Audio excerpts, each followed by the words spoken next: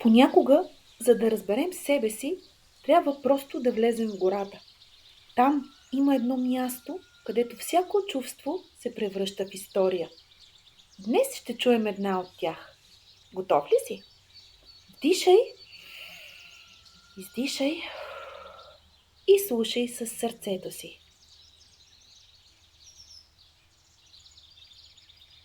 Дълбоко в края на гората, където дърветата шепнеха вместо да шумят, живееше Лори лисицата. Тя не тичаше в глъчката на храстите, не скачаше в локвите с приятелите си, не викаше с пълно гърло като вълчетата.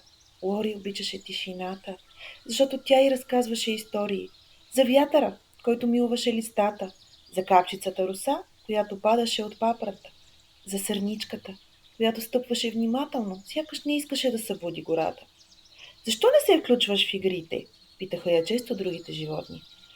Защото когато всичко е много силно, звуците, думите, емоциите, моето сърце се свива и иска да се скрие, отвръщаше тихо Лори.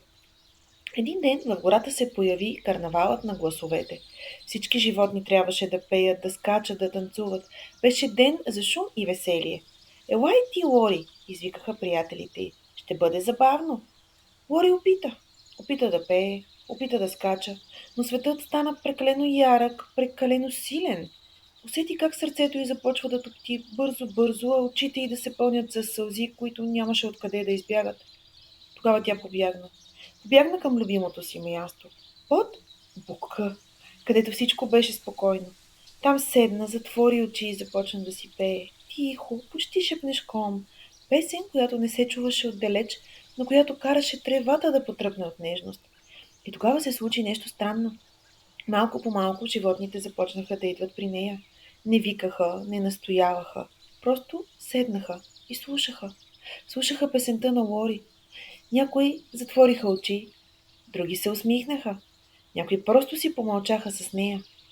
От тогава, в края на всяка седмица, гората имаше не само ден на шума, но и минутки за тишината.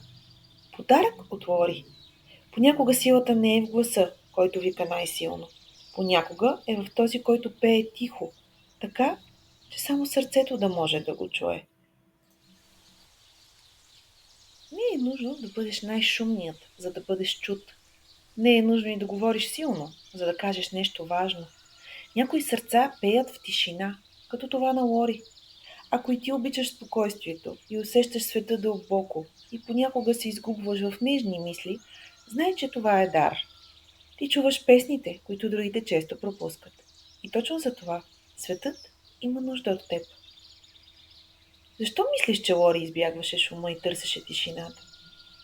Как мислиш? Какво откри Лори в звуците на природата, които другите не чуваха? А имало ли е момент, в който си усещал нещо красиво, но тихо? Какво беше то? Имал ли си някога нужда от тишина, за да се почувстваш добре? Ако можеше да нарисуваш звука на тишината,